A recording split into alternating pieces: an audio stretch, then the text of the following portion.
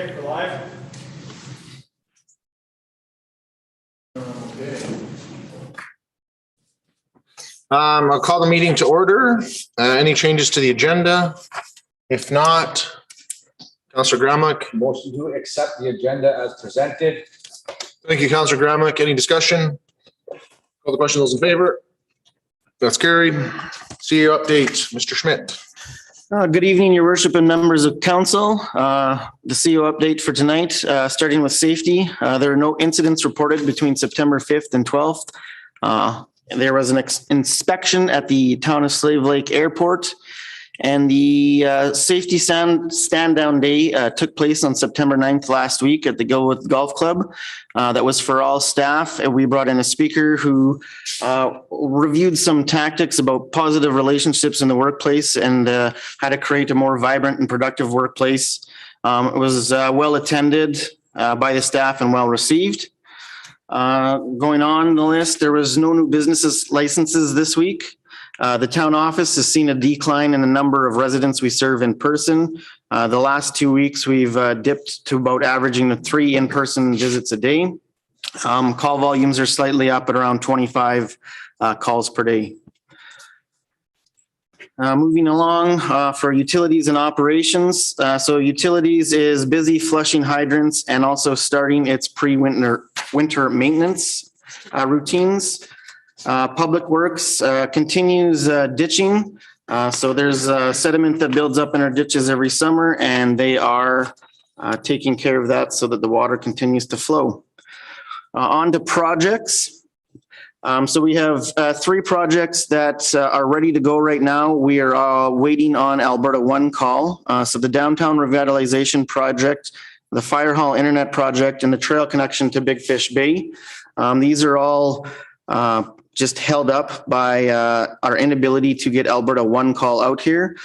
We have reached out to the head office to, try and resolve the delay with some hopefully positive response here. So we hope to get somebody up here to locate the utilities to get going on these projects. The other project that started today was that's not on the list, and the crew was out there just this morning, was the Sawridge Creek North Main Realignment Project. So that's the one that's running underneath Sugar Park. So the crew was out there today to do a soil surface assessment. And so what that's going to do is it's going to inform us on where exactly we can drill the new line. For planning and development, so just a big one on there. We had a special event application for a carnival that was received today. So we were reviewing that. I believe the carnival is heading up north and would like to hold something in the town on their way back. Going along, moving over to community services. So the peace officers have been busy doing a number of bike patrols in the school zones, and they continue to do education around parking and the turning left of center with the new parking lanes in the street. Moving on to aquatics, fall swim lessons start on Monday. Most classes are full. We've had a few people move to the October set with the rise in local COVID cases. On FCSS, the community grant intake is currently open until September 24th. Due to not having an FCSS coordinator, you can submit applications by contacting the Director of Community Services. And if you don't know who to call, you can phone 780-849-8000. That's the town's main line to inquire about submitting or getting the grant from FCSS. Moving along to upcoming events. So figure skating started yesterday in Arena 1. Currently in Arena 2, the ice is going in. We had an event color run slated for September 18th that has been canceled. Other ones that are on the radar here is the PD Camp Day, September 24th. So depending on the circumstances on the ground, this should be running from 8 a.m. to 5 p.m. on the PD days. So that's the days that the kids are not in school. It's a day camp for kids, open to ages 6 to 11. It's on a first come, first serve basis with a max of 20 kids per day, or 20 kids in the program. And it's cost of $28 a day. And the plan right now is to run this every PD day until Christmas. And that concludes my update. Okay, questions from council? Going once, going twice. We're a quiet group tonight. Okay, let's jump into reports of new business donation policy on page 3 in our package. Roland.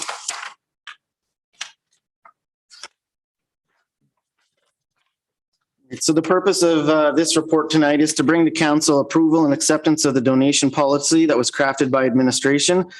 This policy will guide how the town of Slave Lake accepts and recognizes donations.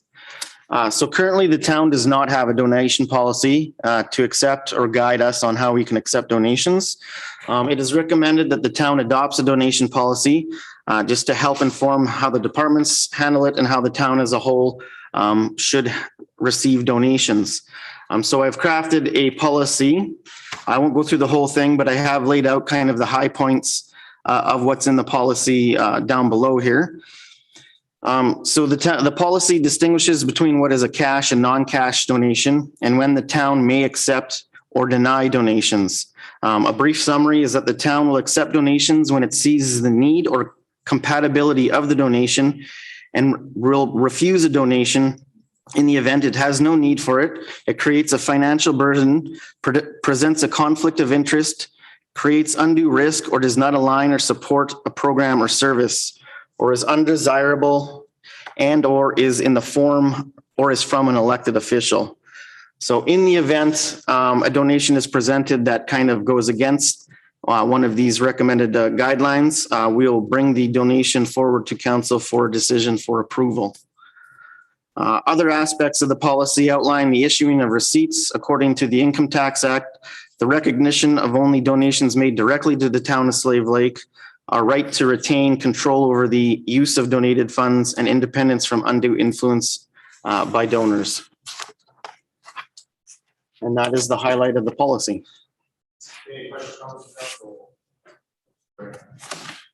Questions, comments from council? Councilor Brandel.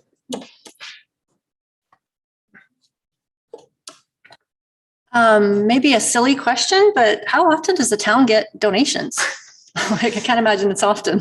So yes, it's not, I would say we're not flooding with donations or having a major impact with that, but it's still a good policy to have in place just in case we do. I know, during the fire rebuild and kind of that time frame when there was, people wanting to do good things for the community and donate some stuff to the town, we lacked a policy. And so this is just going to help us guide not only administration, but all the directors and all the town staff on actually how to receive and accept those donations in a proper, fair manner. Okay. Any other questions, comments? Councilor Brandel. I'll make a motion. They were. Be it resolved that council adopts the acceptance of donations policy. Any discussion? Call the question. Those in favor? That is carried. Okay. September 30th, National Day for Truth and Reconciliation. And Roland, you're doing that report for Sandra? Yeah. Sandra, sorry, on page 15 in our package.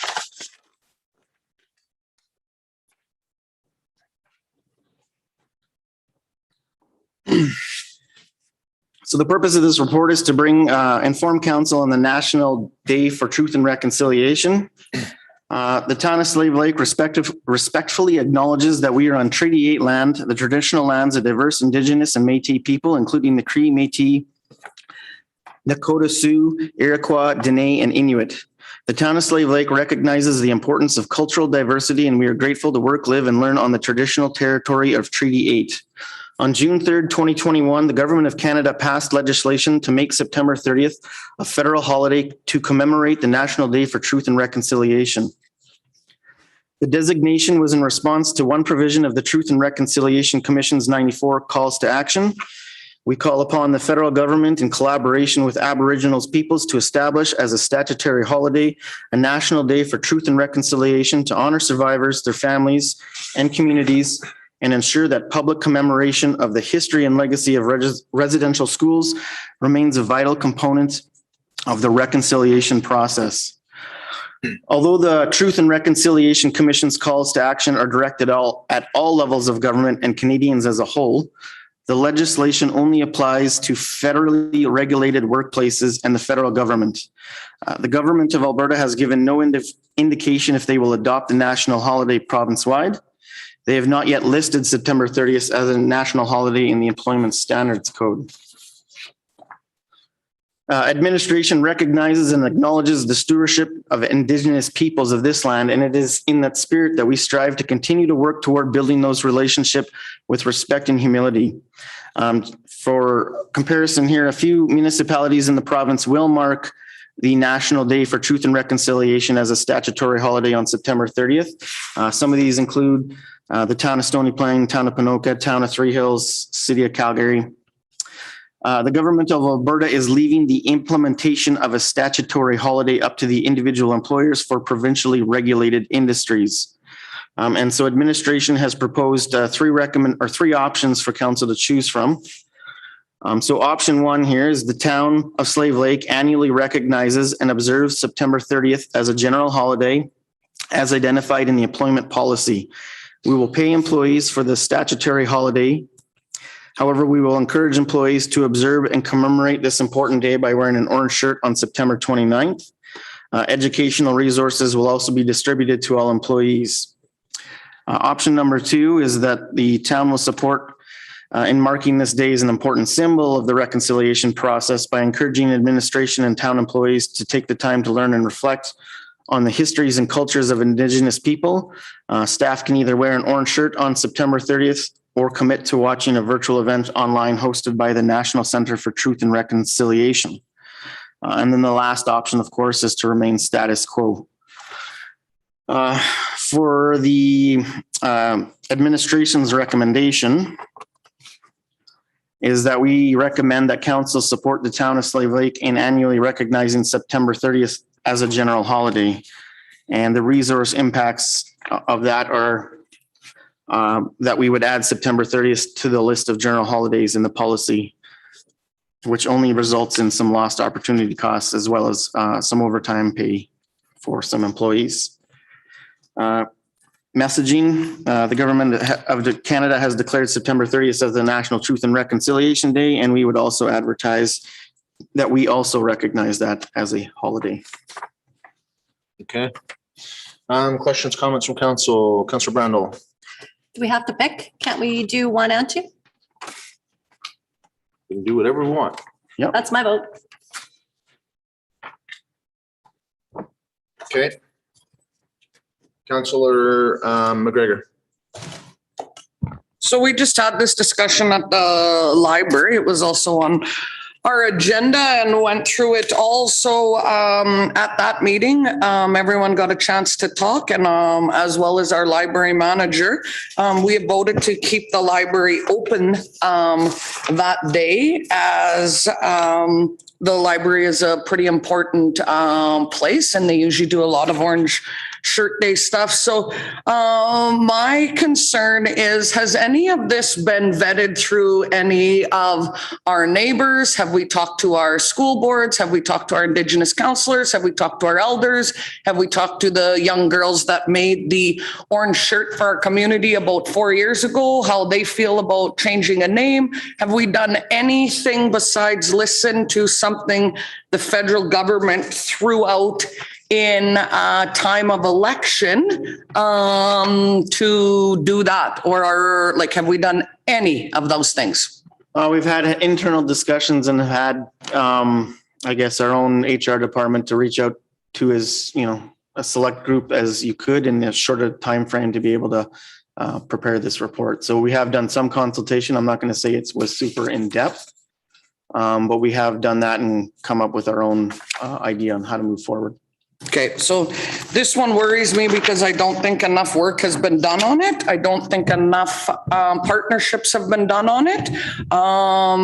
And I know those girls in this community worked really hard 4 years ago to get this orange shirt and patent it and make it and get it around in the community. So not saying that you can't wear that, but are we changing the whole day? And where are we going to recognize that? Or is that going to fall just under Truth and Reconciliation. And I don't understand all of that. I've gone through my Truth and Reconciliation, and I've also talked to my partners and my people. And consensus is this is a political ploy and really should be considered and not done at this time. And actually really remembering that Canadian history is not a game and their trauma is very important. And are we doing just by doing this right now? To comment on that, just respectfully, I think that the administration's position here is that we'd like to recognize it as a holiday, and also just due to the time frame, additionally build on this as an opportunity to reach out to staff, to connect them with resources, to learn about the day, to learn about the culture, and use it as a launching point, as a learning opportunity for all the town employees. Okay. Other questions, comments? Okay. Orange Shirt Day has been around since 2016, so it's 2021. So this isn't new. Truth and Reconciliation has been out since then as well. So these are not new calls to order. I mean, I would love to see something done, but I want it done properly with the right consultation and the right people involved, and not done because it's a political thing to do. This is the right thing to do for Canadian history, but I don't know if we've done enough work yet to do that. Okay. Other questions, comments from council? I'll weigh in and say that while I respect Councillor McGregor's comments, this is obviously something that's been brought up by the federal government. This is something that is being nationally recognized by the federal government. I have no doubt that this is somewhat political, but I also recognize that we take the politics out of it. It is one of the calls to action in the Truth and Reconciliation documents, and something that was recommended by the Truth and Reconciliation Committee. And so for that reason, and you can see nationally that the members of the Indigenous community are not rallying against us and saying that we should not be doing this. I think for us to get on board and recognize it as a holiday for our town staff is one part of the puzzle. I think the other one is, and maybe that's where I would ally with Councillor McGregor's comments around the fact that, I truly believe if we're going to, move the needle, if we're going to walk the talk, if we're going to make something happen, the education is the key component. And so I think, to Councillor Randall's point earlier about, education and recognizing a holiday is probably the way to go. I would encourage as part of the motion that we work with local neighbors and community leaders and the Indigenous community to make sure that we provide some sort of education that has a meaningful impact for our staff to understand what truth and reconciliation means to our region. So my point would be I don't think that there's a lot of fear in recognizing the holiday, but I think let's do some education as well with our staff and actually put some money where our mouth is. And to Councillor McGregor's point, let's engage some of our local community, get some wisdom on the best path forward for that, because I definitely don't have the answer for that one. 100%. And I think that was the direction that we were taking to. We just want to recognize the holiday and then add additional, not just have it as a day off, but add it as an opportunity to grow and learn and reach out and have some speakers and really kind of build on this, as it's the first time that the town is engaging in this. This is a learning process for us too, to how best to engage and who best to reach out to. So we want to formally recognize that and reach out to our neighbors and start something good here. Yeah, and I would encourage that type of event to have not just administration, but council could totally benefit from that interaction as well. And so I'd encourage administration to look at doing it holistically with both entities. Other questions, comments, Councillor King? I appreciate the fact of education and information. I'm glad you did add that into the motion, because I think it's an important part of having the day off. It's not just to have the day off. There is an aspect to taking the day off. I do see Councillor McGregor's point on how it was rolled out. Orange Shirt Day has a different meaning. So I don't like that, but I understand and I appreciate administration doing the background work on this. And I can go ahead and make a motion if there's nothing else. Sure, what's your motion? That the town of Slave Lake annually recognizes September 30th as a part of National Truth and Reconciliation by adding this date to the general holidays listed in the employee policy and encouraging employees to wear orange shirts on September 29th and Indigenous cultural education and awareness information. So can we make a friendly amendment to that? Because this just says we encourage our staff to get some education, and that doesn't deal with the point of our staff and council actually making that actually happen and, you know, dedicating a day to it. Or maybe we want to do a separate motion for that one. But I just thought about, you know, adding that piece of the fact that, you know, to wear orange shirts on September 9th, and maybe, and for administration to set up a future educational session on Indigenous cultural and awareness for our town staff and council. Does that work? Yeah, yeah, it works. I think they're already working on that, but. Well, if we don't make the motion, they won't. This motion only encourages our staff to get education. Whereas otherwise it would be, we're making a motion that we want you to set aside a day. We want this to happen. I would revise it to the mayor's. So, What does it say now? so we would just scratch the, to wear orange shirts on September 29th. And then that last sentence, Joanna, instead would say, and direct administration to set up a future date for a cultural and education session for staff and council. Sound good? Sounds good. You would add like on Truth and Reconciliation or Orange Shirt Day, instead of just leaving it like cultural and education and leaving it, you make it Specific? so it's a bulk. Mhm. On this day, and Yep. you wear an orange shirt. Sure. So we'll, Joanna, you're doing this out of my head here again. So we would add a component about making sure that it is Indigenous, and we're referencing Truth and Reconciliation.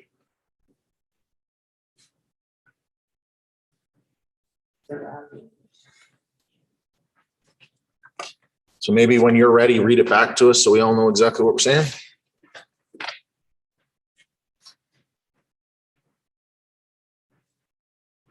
Just that one sentence is for administration to set up a future date for a cultural educational training for staff and council surrounding the Truth and Reconciliation and Orange Shirt Day. Perfect. Okay. Motions on the floor. Any further discussion? Call the question. Those in favor? That is carried. Okay. We'll jump right into committee minutes. So we'll start with intermunicipal. We were supposed to have one, and it was canceled. So we'll wait to reschedule that one with the EMD. Watershed. So we haven't had a meeting since our AGM on June 17th. And so we had a very informative meeting. We added 2 new directors at our AGM. Also in the summer, we got a $5,000 donation for water quality monitoring from Cardinal Energy. So we want to thank them for their continued support for water quality monitoring. We had a blue-green algae advisory over the summer and Martin Beach water quality advisory over the summer. We held an in-person watershed resiliency program over the summer, which had over 30 participants taking part. We had outreach and education events prepared and ready to go to support regional schools, but unfortunately that is now on hold. We were very excited this summer to be able to present our first memorial bursary to a very deserving student with a bright future in our region, keeping our watershed healthy and sustainable. Our watershed board attended the all-in event in Slave Lake, and interaction was exceptional over at our watershed booth. Also over the summer, we've created and sold over 33 rain barrels out of our office, and we've actually made them out of repurposed soap drums from a local car wash. So we're making them kind of reduce, reuse, recycle making them and selling them for a small profit. And that money goes into our bursary fund. Okay. Questions, comments from council? Going once, going twice. Chamber of Commerce doesn't meet over the summer, but did host an event yesterday where the minister, Travis Tays, who's the Minister of Finance, was in town, and it was kind of a last minute thing that got thrown together. There was approximately 15 people from the business community, and myself and Councillor King did attend that as individuals. But I will say that I thought it was a decent meeting, and the minister was there for close to an hour and a half. It was great that the number of people in the room spoke up and voiced their concerns, things that were heard. Highways loud and clear. If we want to create investment in our region, that they got to look after the roads. And so that came from multiple people in the room. Talked about spending in finance. One of the highlights that he brought up was the fact that the deficit funding at the beginning was expected to be 18 billion for this year, and now they're looking more at like 7 to 8 billion. And so, oil revenues are better than expected, stumpage, some other different things that have come in. And so some other comments that came from the room were that, well, it's great that we continue to toe the line, that, as a province, are we sending the right message to some of the professionals that have got us through that, whether it be from the healthcare industry, whether it be from the educational, post-secondary and RCMP and things like that. We reiterated council's message about the fact that, we think that spending time on the RCMP and new policing is a waste of time. We'd rather see that effort spent on justice and resourcing the justice system and getting Albertans access to justice, whether they be on either side of that scenario. And I will say that he was quite receptive to hearing that, and it was a good meeting, and I really appreciate the Chamber of Commerce hosting it. And you don't always get those opportunities as a community, so it was great to see some of the members come out. Any questions, comments? Councillor King. Just one of the things I was excited to hear about was the investment of $66 million into Travel Alberta. So I think that's going to be huge for our region, to work alongside and collaborate with them, and that's a big investment. So that's exciting for up here. Okay, housing. So with the number of cases going up, the lodge is not accepting visitors at this time. It's not a complete lockdown as per AHS rules. It's just no visitors. But if you have anything, if you're bringing groceries or anything for the seniors, you can just bring it to the door and the staff will make sure that they get them. And then the seniors are allowed to come and go as they're pleased. They are just asked to wear their masks and be cautious and extra careful, and use common sense, of course. And they get their third shot on Monday. Okay. And then in other housing stuff, we're just doing the budget right now too. So. Okay. Our first meeting. Any questions, comments? Tri-Council Health.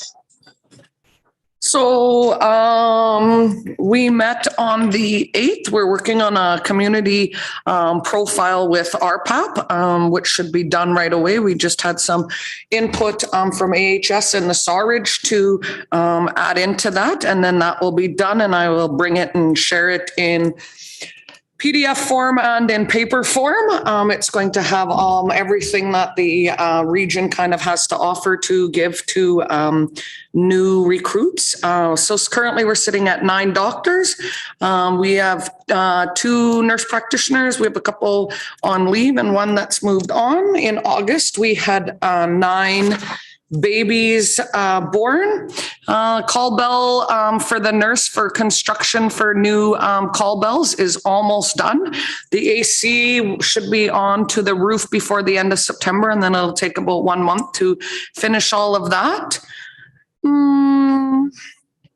We're up in ER department visits. We've had some problems again and still with our screening staff at the front. So Johan is going to work on a polite way to remind people, if you have COVID or COVID symptoms, do not go to the clinic or the ER. You go to the old fire hall. We're seeing an increase in that, and that is not the place you go. And so he's going to work on that and send it to me, and then I'll send it to admin. in and they can put it out to our communications person. We're currently waiting. Our TNA is 15 days to get an appointment right now. The mantra over there is they are doing okay and they are managing. I have asked them when they are not doing okay and not managing to please let me know. But as of right now, that's where their staff is at. And we have a student doctor coming here in the third week of September. Just being with all the different precautions, we'll have to see what we can do and if we can tour him or do anything with him. We're just kind of waiting to see what happens when he gets here. So that's it for that. Questions, comments? I just had one, Joy. There was one previously, there was talk of recruiting a 10th position for physicians here. Just haven't heard anything on that. So Shauna was on the call actually this time. And as of right now, until the doctors see a need, and right now that their patient panel are still available. So there is still lots of room for these doctors to take on more patients. So until that becomes a necessary need, that their patient panels are full, we won't see a 10th doctor. When that comes, though, Shauna is ready and it will be put out. So our doctors are fine. That's their message to them. Okay. Tourism Society. We don't meet till tomorrow, but quick update from the All In event. We set out to kind of be cost neutral with the concerts, block party, everything going on. And we have a surplus of at least $70,000. So that's very good on a cost neutral event. There is an estimated 2,500 people attend the block party and 1,000 attend the concerts, all the way from Montreal, Toronto, Kelowna. So we really did get some tourists in for it. So that's good news for the group. Okay. Questions, comments? So just so the public understands what happens with that surplus of money. Well, the chamber will get a portion, Icebreaker will get a portion, and the majority of the money will stay in the tourism group to well, they'll decide what they do with it tomorrow. Use for future Yeah, activities. future Okay. events and activities. Okay. I'm excited for promotion for sure. Any other questions, comments? Library. So we are currently sticking with the hours of 10 to 4 from Monday to Friday. They are back to masks. The public washroom is now open in the town entrance because until that public washroom was opened, there was a washroom in the library that people were using, and then it was being cleaned and sanitized when they were done that. They're working with the town to place the shed that will house our bike and mobile units and mobile things that go for like to the park and to the seniors lodge. They're going to take part in a workshop and it's all going to be online. So it starts next week. They're having individuals, like the individual staff are signing up and then they're taking the whole Friday to do it themselves. You know what? I think that's it. We got a fly problem, but that's in the MD at one of theirs. And we are continuing to hold our meetings now via Zoom until we know anything more. Okay. Any questions from council? Naming advisory. Have not met. Community futures. We meet Thursday. CEC. We meet on Thursday. Homeless Coalition, Councillor Ferguson isn't here. I know they have another meeting coming up on Friday at 1:00. And my understanding is they're starting to see some good uptake of more community members coming out. So I think that's fantastic. Anxious to see what they come up with. MPC. Councillor King. What did we do at our last meeting? It got switched so many times. We gave our approval for rezoning the old fire hall from light industrial back to institutional. Yes. And also we talked about the hotel and on Main Street and rezoning it from urban village, rezoning it to urban village. And there was quite a discussion about that. 'Cause at the time we didn't know that it could be legally conforming. We thought it was going to be illegally conforming if we gave that approval and recommendation. So we denied that upon further information coming forward. Okay. And then we just had that conversation at council Totally. Last week. Any questions of council? SDAB hasn't met. Waste was usually Councillor Ferguson, but he's not here. So at Waste, we did, over the last few meetings, it's kind of been almost a reset with that group. Big turnover in the administration side. And so, getting council and administration, because it's looked after by the MD, about the philosophy and the capital plan and things moving forward. And so we've been digging into the budget and tippage fees and capital plan and trying to basically have something more concrete and written down so that as staff changes over, that the philosophy of what we're doing remains. And so there is a bit of a funding issue as we go along. The biggest one remains the fact is the life of the cell. And so to create a new cell over there is approximately $1 million. The one that we have right now is paid off in 2026. And the one that, engineering is saying likely you'll have to start one in 2023. So there's a bit of a gap there that has a significant financial impact. So one of our number one priorities is just how do we move that metric? So there's engineering that can be done and some studies that can be done to try and basically increase the volume. If we can get permission to have additional height at the cell, we can obviously delay us having to create another one. But a lot of that, will be future councils. And as time goes on, it's all about volume. And so volumes are up, which is good, but a lot of it is related to one industrial client that was doing a project. And that project likely is coming to an end. And so we'll see what happens with that.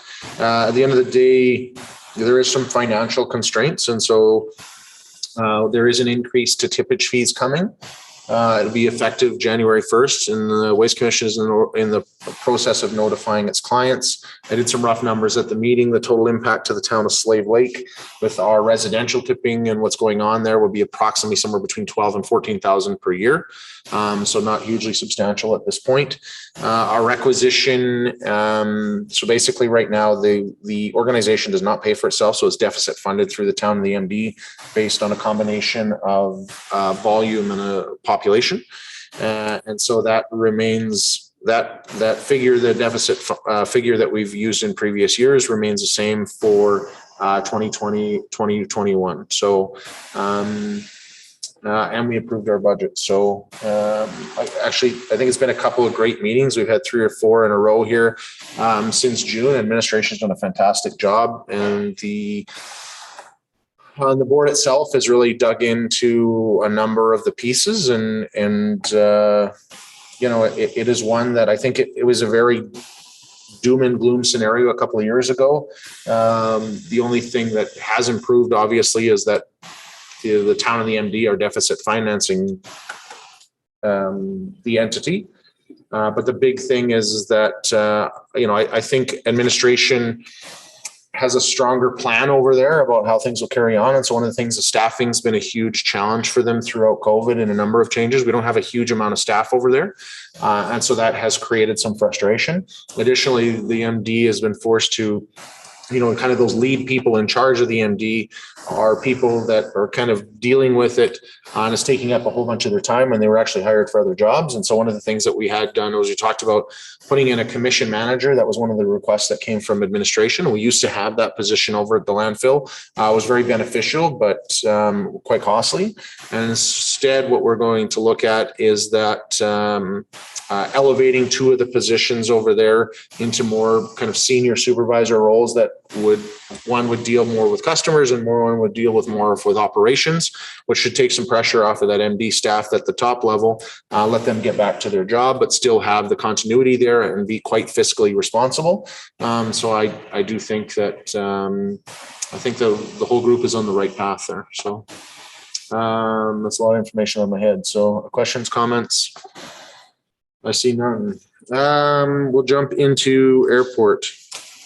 So we identified a parcel of land beside, it's airport land, beside the runway that could be used for future parking if we so desire, as there's a part at the end of our runway that is usable beach. And we all need more beach in our region. So that's something we've identified that could be used for the next council and next airport people to bring forward to Big Fish Bay or town council, or whoever they see fit. Also, we did the airport manager performance review. Pierre passed with flying colors, and we've approved a next step in his grid for pay. That is all. Any questions, comments? Protective services. Sorry. It got moved on to Zoom, so it'll be later this month. Okay. Measurement. Northern Alberta Mayors and Reeves Caucus hasn't met. Northern Alberta elected leaders meets by Zoom this Friday. Actually, it's supposed to be in person or Zoom, so I signed up for Zoom. So I'll let you guys know on that one next month. Motion to accept the committee verbal reports as information. Thank you, Councillor King. Any discussion? Call the question. Those in favor? That is carried. Management task list. Any questions, comments about it? Any highlights you want to throw out there? As I see none, I hear none. Motion to accept the management task list as information. Thank you, Councillor Brandel. Any discussion? Call the question. Those in favor? That is carried. Correspondence. We have one.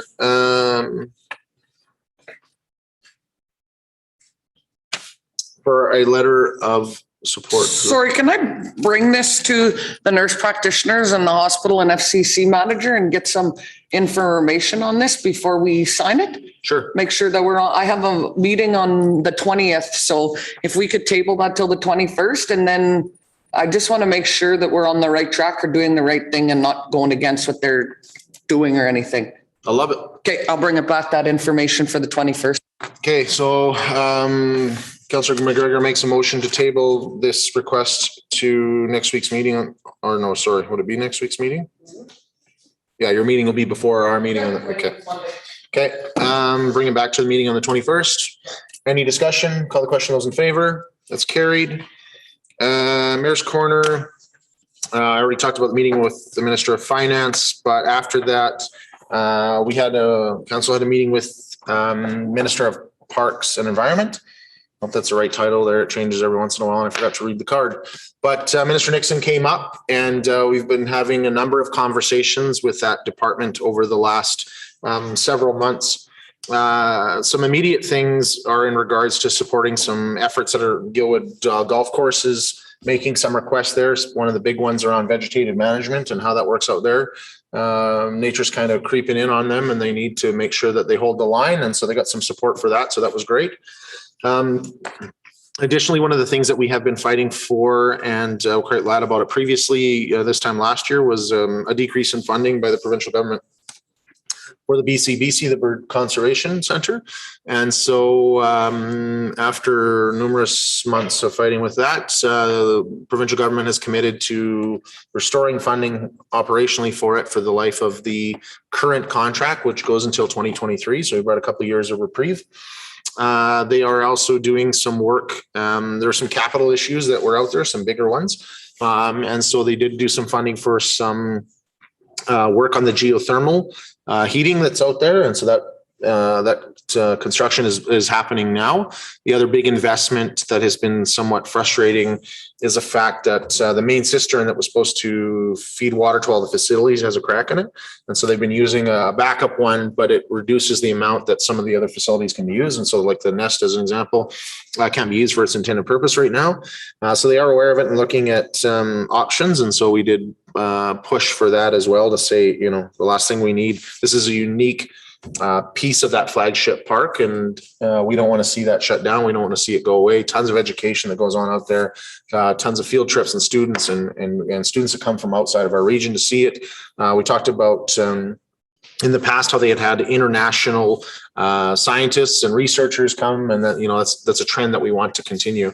What was exciting is that the feeling from the ADM, Shane Schreiber, was that they wanted to see more people go through there. And so we did the other bulk of the conversation. Yeah, it's like a ticking down. It's like a ticking down time bomb. Yeah. Okay. I better wrap up quick. For the public that's watching, there's some kind of alarm thing going on out there. Getting back on track, the bulk of our conversation, though, was around the fact that we wanted some deeper discussion with the ministry about the future of the park itself. And so, you know, they talked a lot about investment and attraction and you know, they want to see that the parks and these facilities used. And we said, you know, and then the finance minister had talked earlier in the day about the fact that, you know, there's a huge opportunity for tourism in this region and attract people and get things up here. And we said, well, you know, as exciting as it is, and we want to work on some of that investment, and we want to work on some of that attraction and promotion and growth, we also need to know what you're doing with your park. And that, you know, I think as a council, our frustration has been, you know, the times that we see the ministers up here in the past and get excited is when they do a retrofit on one of the washrooms. And at some point it'd be nice and more exciting to do something bigger.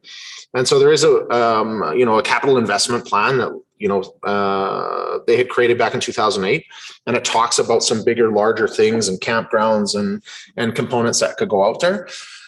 And so one of the things that they talked about, and Councillor King references this influx of money that's going into Travel Alberta. And so Travel Alberta has currently hired a contractor, and RFP has gone out for basically to do some research for the province of Alberta to identify some areas that would benefit the most from provincial funds going in them to create and attract investment and have an economic return. And so the ADM did reference that Slave Lake was one of the areas that were being considered. And so they encouraged us to work with Travel Alberta to basically make sure that we're highlighted in there, make sure that we're on the radar, make sure they're aware of the resources that we have, because that will influence capital spending in the future. So, you know, at one point, I will say that I think that is progress in the sense that, you know, letting us know what their plan is, I think has kind of been one of our foundational pieces all along. Additionally, though, we talked about some immediate quick wins with signage. Still frustrated about signage out in the beach area and how that's done. And so one of the new admins, Luke, was here and setting up a tour with him to go out and have a conversation and do that. We did that once previously with Cal McLeod, who was in that position. We did in late January, which was really exciting, but maybe before the snow goes or shortly after would be more prudent. And so we're hoping to set those things up. The big discussion, though, was also about the beach itself and maintenance and how that works, you know, and that asset, how it's developed. And so one of the things that we pushed back on that we thought from a logistical point of view, you know, is there a possibility to put the two groom sections of beach together rather than have them in two different spots? It becomes very confusing to try and market that. And it's very confusing for residents when they go out there, especially tourists. And so there was an appetite to explore that. And so that was refreshing as well. Additionally, we talked about, and our council has talked with the ministry previously about, you know, what capacity is there for partnerships between municipalities and you know, and the province in regards to parks. So some are very kept natural, and even the province isn't doing much to them. There's not a lot of involvement, very rustic pull in, drop in. There's not a lot of services that are provided and really there is no partnership whatsoever. On the other side of the extreme would be something similar to Sylvan Lake, where it's right in the community and the province actually doesn't even have any involvement anymore and the town manages it themselves. And so one of the things that we said is that although it is not, we are not in a position where we're saying, hey, you guys don't worry about the beach. We got it from here and we're going to pay and look after it. It's not even in our jurisdiction. We do recognize there's huge benefit for it receiving some maintenance. And so we wanted to explore some conversations about what that possibly could look like. What was nice to hear was that, you know, theoretically, there's a lot of flexibility in creating an agreement that could work for all parties. And so the minister's office did commit to having that discussion. A lot of it that came out of it was basically working through the ADM, Shane Schreiber, who was here. Let's have some of those discussions. Let's start to create some investment and let's move the needle. At the very end of the meeting, it was very much, you know, if you had one wish, what would it be? And, you know, I think one of the messages that we resonated was around amenity space. And so one of the things that's very frustrating, I think, to encourage tourism in this region is that we have this lot of raw, natural talent and ability, but we're lacking in experiences and we're lacking in infrastructure that people can actually use and utilize this resource. And so, you know, if you want to have a day at the beach, you're up to yourself to bring everything that you need to get to the beach. Hopefully find it using the signage that is there and take it all back with you. And so there was talk of, is there a possibility? And they even brought up the possibility of putting food trucks out there. That's something that they're interested in.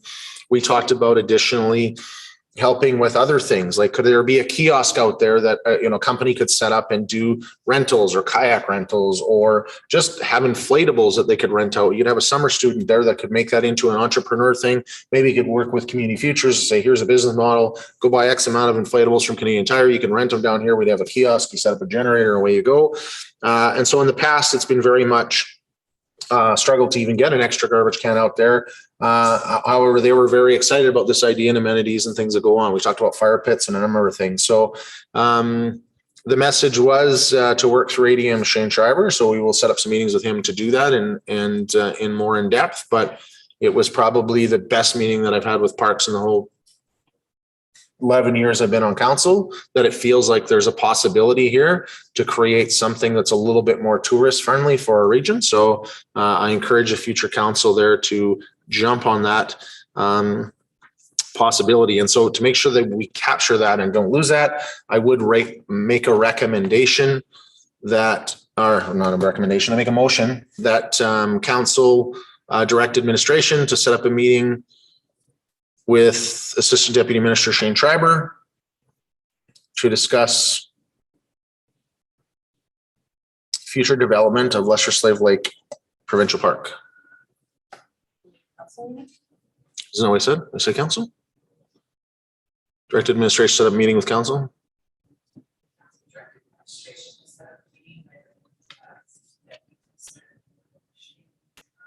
Schreiber. Yeah, so it'll be council and his administration. Sorry, any discussion on that motion? Yeah, go for it. All of those things are in the MD. Where is the MD in this? So the golf course is the MD, the bird observatory is the MD, the beach is the MD, Martin River is the MD, was the MD. I know I didn't get an invitation to the 5 o'clock meeting. So was there an invitation sent out to MD since it's not town council? Where are they in this and where is their role as that's their jurisdiction? So where do they play? Yes, so sorry, I thought invite was sent to all of council, and so we'll follow up on that one. I saw you guys in the email, but the getting back on track. So sorry, with the MD, it was a meeting that the minister requested with us. And so we attended. They didn't invite the MD. So part of this, I think, is that we had these conversations with the MD. We brought up these conversations at Intermunicipal and have talked about them in the past. And I think both entities are going to have to figure out what makes sense for that. And, it's going to be future councils to have conversations through the intermunicipal as well as tri-council, because I think there's a huge advantage of those groups working together. But I think that's still to be determined. There's still a lot to be flushed out. Could that motion then read that the MD are also invited to this meeting as it's their jurisdiction and their, Absolutely. yeah, just maybe we got to get them, on board, whether they're on board or they're not. It's not our fight to fight. If they say, no, we want nothing to do with it, and we don't care if the golf course thrives or the bird observatory thrives or the beach or Martin River, that's their jurisdiction and their thing. So like, I need them on board. Fair enough. So we're amending the motion to include the MD in that meeting. Any further discussion? Call the question. Those in favor? That's carried. Any more questions or comments? Councillor King. I actually do have another motion that I want to make coming out of from the meeting with the Minister of Finance. He asked our MLA to send a list of our town priorities. Right. I would like as a council to send that list also. So I'd like to make a motion that administration sends a list of our town priorities to the Minister of Finance. And our MLA. And our MLA. Sure. Any discussion? Call the question. Those in favor? That's carried. And so why don't we put on the agenda to discuss that next week? And council can identify those priorities, and then Joanna can put in a letter and we'll send it at the end of the month. Okay. He just wanted the past priorities of the roads. He wanted that report that we had sent. Yeah, I think it's good. Like we haven't had a general discussion about some of that stuff. We keep nitpicking at a bunch of those things, and that list that we've sent him probably is over a year and some old. So be good for us to go through that and refresh. Okay, yeah, geez, we're back. We're in Mayor's Corner. Sorry, that was a long one. So we had additionally, the big thing going on right now is COVID. And so I did do a vlog here today to reinforce that the message that needs to go out is our numbers are increasing around the community. People are getting very frustrated with that and very concerned about that, as they should be. And so our numbers are approximately 3 times as high as they were previously in our highest event. And so my message though remains the same. And that is, if you have symptoms, stay home. And I think that message is the clearest that it can be. If you have symptoms, stay home, get tested. We need to decrease the spread. It has an impact on people's mental health. It has an impact on people's physical health. It has an impact on our economy. It has an impact on our families and our children and schools and so on and so forth and our businesses. So we need to decrease that spread in our community. Lastly, I just wanted to reiterate and highlight Smile Cookie Week is this week. And it's always something that gets some great uptake in our economy, in our community.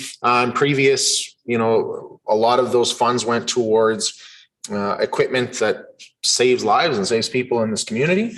Most recent purchase was the purchase of a new water rescue unit for the Lesser Slave Lake Regional Fire Service. So I encourage people to get out and support that because those are the things that we need to keep the community safe and whole. With that, I have nothing else, so I'd make a motion to adjourn. Any discussion? Call the question. Those in favor? That is carried. 57 minutes.